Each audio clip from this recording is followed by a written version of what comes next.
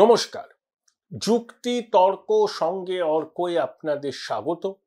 আপনাদের সঙ্গে আমি অর্কপ্রভ সরকার। প্রতিবেদনের শিরোনাম দিয়েছি, আর কতদিন জেগে ঘুমোবেন ব্রাত্যবাবু। এই প্রতিবেদন আমাকে কেউ করতে বলেনি, কিন্তু কেন করছি তার কারণ আছে। 17ই নভেম্বর রাতে আমি একটা বই পড়ছিলাম, প্রয়াত সাংবাদিক শঙ্করসেন ঠাকুরের ব্রাদার্স বিহারী, নীতিশ কুমার এবং লালু প্রসাদকে নিয়ে। বই পড়ার পর যখন রাতের খাওয়া শেষে ঘুমোতে যাব, মোবাইল নিয়ে ঘুরিয়ে ফিরিয়ে দেখছিলাম কি হচ্ছে, কি খবর। হঠাৎ করে ইউটিউবে আমার সামনে একটা ভিডিও আসলো, কুণাল ঘোষ স্পিক্স, মানে আমাদের কুণালদার নিজস্ব ইউটিউব চ্যানেল। ওটা মন দিয়ে আমি শুনলাম, একবার নয় দুবার। ওই ভিডিওটির শিরোনাম সুমনদা ঠিক করছো না। এতেই আমি একটু আকৃষ্ট হলাম যে হঠাৎ সুমনদা ঠিক করছো না। কুণাল বাবু নিজে সাংবাদিক, দীর্ঘদিন সাংবাদিকতা করেছেন, এখনো করেন। সুমন চট্টোপাধ্যায় সাংবাদিক, হঠাৎ সুমনদা ঠিক করছো না। তাই কিছুটা আগ্রহ নিয়ে ভিডিওটা দেখলাম, এবং এই ভিডিও কুণাল বাবু যে কথাগুলো বলেছেন, মোটের উপর সেই কথাগুলোকে আমি সমর্থন করি। দেখুন, আমরা যারা সাংবাদিকতা করি না, তারা অনেক রাজনৈতিক নেতা, অন্য ক্ষেত্রের বিশিষ্ট মানুষদের সমালোচনা করি, কাটাছেঁড়া করি, কিন্তু আমি ব্যক্তিগতভাবে কাউকে কখনো ব্যক্তিগত আক্রমণ করি না। ওই পাঠশালাতে আমি পড়িনি। আমাকে কেউ ব্যক্তিগত আক্রমণ করতে পারেন, আমি কিন্তু পাল্টা কখনো করব না। আমি যুক্তি দিয়ে বলতে পারি যে আপনি এটা বলছেন, এর পিছনে যুক্তি কি। সাংবাদিক সুমন চট্টোপাধ্যায় প্রবীণ মানুষ, আমিও তার সঙ্গে কাজ করেছি। আমার অগ্রজ সহকর্মী ছিলেন, চ্যানেল এডিটর ছিলেন। কুণালদার সঙ্গে আমি কাজ করিনি, কিন্তু কুণালদা যে কথাগুলো বলেছেন, সুমনদা ঠিক হচ্ছে না এই শিরোনাম দিয়ে, সেই কথার অনেকটাই যৌক্তিকতা আছে। অনেক কথা কুণালদা বলেছেন তার ব্যক্তিগত অভিজ্ঞতা থেকে, সেই অভিজ্ঞতার শরিক আমি নই, সেই জন্য আমি বলতে পারবো না। কিন্তু একটা কথা আমার খুব ভালো লেগেছে, যে সুমনদা কাঁচের ঘরে বসে ঢিল ছুঁড়ো না। কেন এই ভিডিওটা কুণাল বাবু করলেন? যে ব্রাত্য বসুকে সুমনবাবু দীর্ঘদিন ধরে ব্যক্তিগত স্তরে আক্রমণ করছেন। ব্রিত্য বসু বলছেন, প্রথম কথা, এইভাবে ব্যক্তিগত আক্রমণ করাটাকে আমি মোটেই উচিত বলে মনে করি না। শিক্ষামন্ত্রী হিসাবে ব্রাত্যবাবুর কাজকর্মের সমালোচনা করার অধিকার আপনার আছে, আমার আছে, সবার আছে। কেউ সাংবাদিকতা করলে আছে, বা সাধারণ মানুষেরও আছে। কিন্তু তার নামটাকে বিকৃত করে বাজারে ছেড়ে দেব, এবং লাগাতার, এর থেকে মনে হয় কোনো পার্সোনাল স্কোর সেটেল করার বিষয় আছে। এটাই কুণাল বাবু বলেছেন, প্রতিবাদ করেছেন। এই প্রতিবেদনের পরের অংশে আমি ব্রাত্যবাবুর কাছে কিছু প্রশ্ন করব, কারণ এই প্রশ্নগুলোর উত্তর তাকে দিতে হবে, মানুষের কাছে দিতে হবে। কিন্তু একই সঙ্গে এটাও ঠিক যে ব্রাত্যবাবু একজন গুণী মানুষ, নাট্যকার, প্রাবন্ধিক, অভিনেতা, তাহলে অনেক গুণ আছে। অনেকে এটা ভুলে গেছেন, 2011 সালে যখন প্রথম মন্ত্রী হন ব্রাত্যবাবু, শিক্ষা দপ্তরের অনলাইনে অ্যাডমিশনটা চালু করতে চেষ্টা করেছিলেন, কিন্তু পারেননি। পার্থ চট্টোপাধ্যায় প্রভাব খাটিয়ে ব্রাত্যবাবুকে মন্ত্রিসভায় শিক্ষামন্ত্রীর পদ থেকে সরিয়ে দেন। তারপরে অনলাইন অ্যাডমিশনের পাটটাই উঠে যায়, তখন অ্যাডমিশনের নামে কলেজে কলেজে কি দাদাগিরি হয়েছে আমরা সেটা জানি। তারপর 2021-এ ব্রাত্যবাবু আবার শিক্ষামন্ত্রীর দায়িত্ব পান। তিনি সফল না ব্যর্থ, কতটা সফল কতটা ব্যর্থ সেটা তো অবশ্যই বিচারযোগ্য, তবে বলছে না তাৎক্ষণিক বিচার হয় না।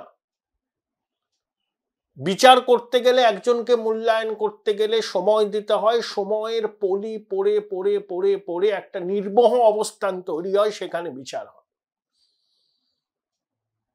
কাঁচের ঘরে বসে ঢিল ছুড়বেন না। কুণাল বাবুর এই বক্তব্যকে আমি সর্বান্তকরণে সমর্থন করি। আর একটা কথা কুণাল দা বলেছেন ওই ভিডিওয়, সেটাকে আমি সমর্থন করি না।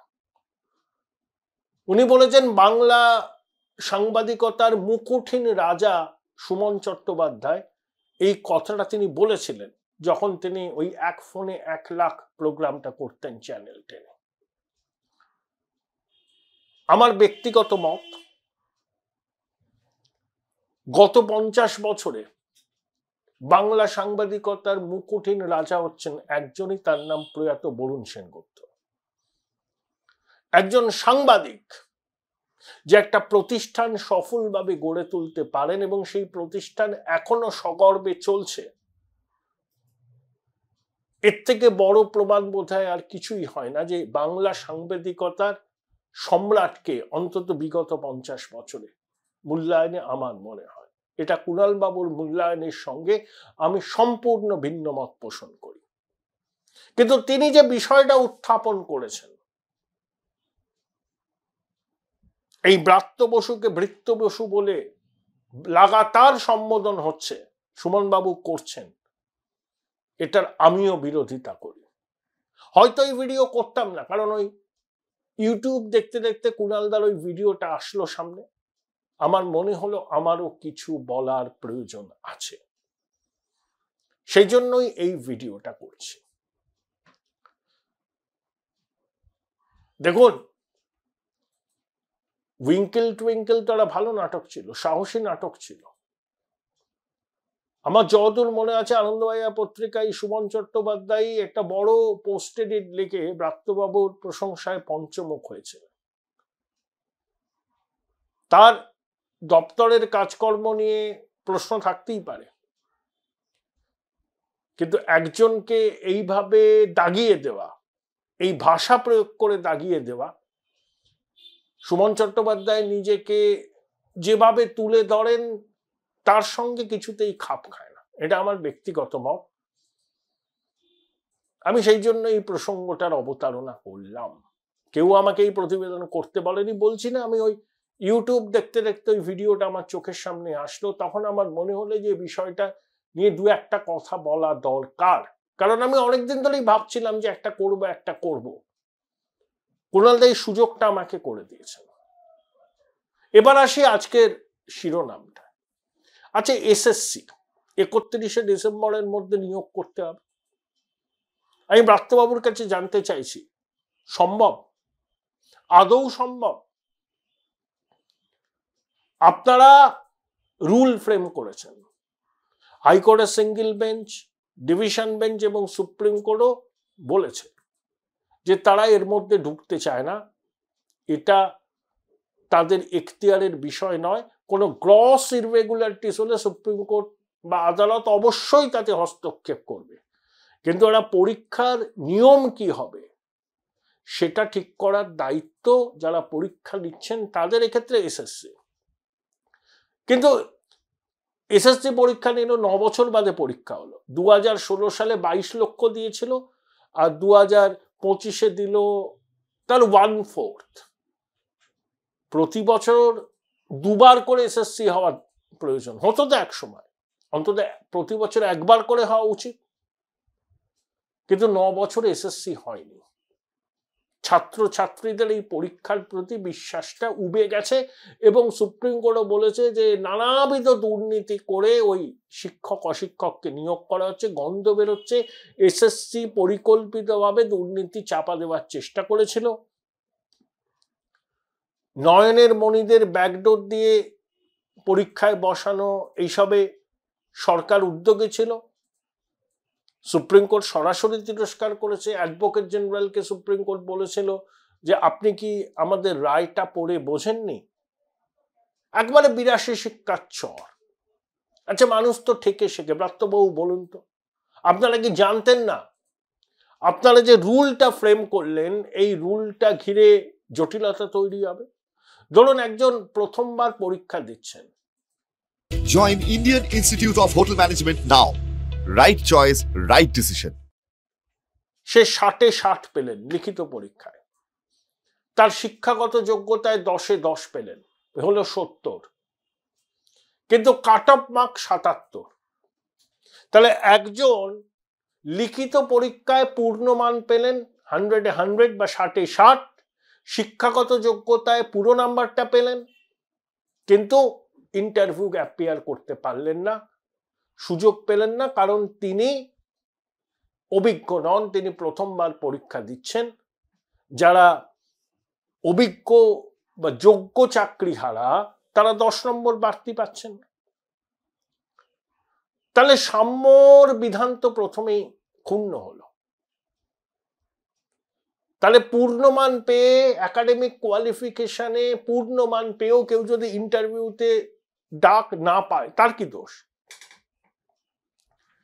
একটা সম্পূর্ণ দুর্নীতির মাধ্যমে এসএসসি এই নিয়োগটা করেছিল পার্থবাবুর সময়। গন্ধ বেরোচ্ছে। তাহলে সরকার এবং এসএসসি এবং বিকাশ ভবনের অপদার্থতার জন্য ছেলেমেয়েগুলো বঞ্চিত হলো। তা এর দায় তো ছেলেমেয়েগুলোর নয়, যোগ্য চাকরিহারাদেরও নয়, যারা প্রথমবার পরীক্ষা দিচ্ছেন চাকরির জন্য তাদেরও নয়। এর দায়টা কে নেবে? কেন এমন মেকানিজম আপনারা তৈরি করতে পারলেন না, সময় পেয়েছিলেন, যাতে কারুর মনে কোনো প্রশ্ন না ওঠে? তাহলে কি আপনারা চাইছেন যে নিয়োগটা না হোক? পাকাপাকি ভাবে নিয়োগ হলে ধরুন জানুয়ারি থেকে এই শিক্ষকরা চাকরিতে ঢুকে গেলে আপনাদের তো ফেব্রুয়ারি মাস থেকে তাদের বেতন চালু হয়ে যাবে। সামনে ভোট, সরকারের কোষাগারের অবস্থা কি আপনারা সবাই জানেন। লক্ষ্মীর ভান্ডারের বরাদ্দ বাড়ানো হবে, ভোট অ্যান্ড অ্যাকাউন্ট বাজেটে মিনিমাম 500 টাকা, 750 হতে পারে। সরকারের এখন টাকার দরকার, টাকা। ভাঁড়ে মা ভবানী অবস্থা, বিনিয়োগ নেই, কিচ্ছু নেই, কেন্দ্রের সঙ্গে পায়ে পা লাগিয়ে ঝগড়া করছে। আর এখন যদি পাকাপাকি ভাবে নিয়োগটা দিয়ে দেওয়া হয়, জানুয়ারি মাস থেকে পড়াতে শুরু করেন, ফেব্রুয়ারিতে বেতন দিতে হবে, বেতন কার্ডে প্রচুর টাকা যাবে। তাই একটা জটিলতা তৈরি করো। অনেকে বলছেন এটা পরিকল্পিত জটিলতা, কারণ এসএসসি জানে যে এটা চ্যালেঞ্জড হবে, জল অনেক দূর গড়াবে। বিকাশ বাবুরা একেই তো গেছেন আদালতে, সুবিধা করতে পারেন। এখন অমৃতা সিনহা মাননীয় বিচারপতি, তার এজলাসে শুনানি হবে, কিন্তু জল ঘোলা হবে, জল অনেক দূর গড়াবে। হয়তো সুপ্রিম কোর্টকে হস্তক্ষেপ করতে হতে পারে। তা আপনারা ব্রাত্যবাবু এটা জানতেন না যে এরকম পরিস্থিতি তৈরি হতে পারে? এই 10 নম্বর অতিরিক্ত দেওয়ার জন্য ফ্রেশাররা বঞ্চিত হবেন, অন্যায্যভাবে হবেন। তাদের জন্য আপনাদের কি ব্যবস্থা? আপনি বলছেন যে আইনজ্ঞদের সাথে পরামর্শ করে আরো অতিরিক্ত শূন্য পদ তৈরি করা যায় কিনা দেখবেন। দিদিমণির সঙ্গে কথা হয়েছে, খুব ভালো। আপনারা আন্দাজ করতে পারেননি কেন এগুলো? তাহলে এই জটিলতাটা ইচ্ছাকৃত বলে যারা বলছেন তাহলে কি খুব ভুল বলছেন? টাকা বাঁচাতে চাইছে সরকার, যাতে লক্ষ্মীর ভান্ডারের বরাদ্দটা বাড়ানো যায়। এর জবাবদিহি ব্রাত্যবাবু আপনাকে করতে হবে, আপনি শিক্ষামন্ত্রী।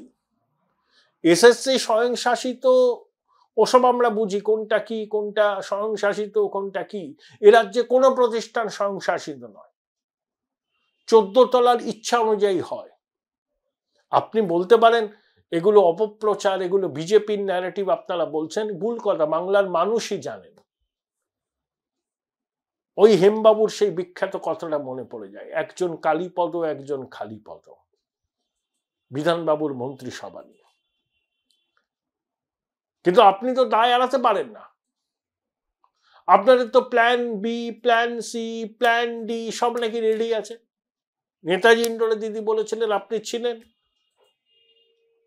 তাহলে প্রথমবার যারা পরীক্ষা দিচ্ছে, যারা ফুল মার্কস পেয়েছে সবকিছু, তারা কেন বঞ্চিত হবে? এ তো মৌলিক অধিকারের পরিপন্থী হচ্ছে। তো জল অনেক দূর গড়াবে। আপনারা কি চাইছেন জলটা গড়াক?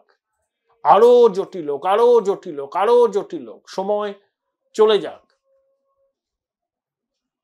ভোট অ্যান্ড অ্যাকাউন্ট বাজেট পেশ করবেন, টাকা বরাদ্দ বাড়িয়ে দেবেন, তারপর নির্বাচনটা পেরিয়ে গেলে তারপরে দেখা যাবে।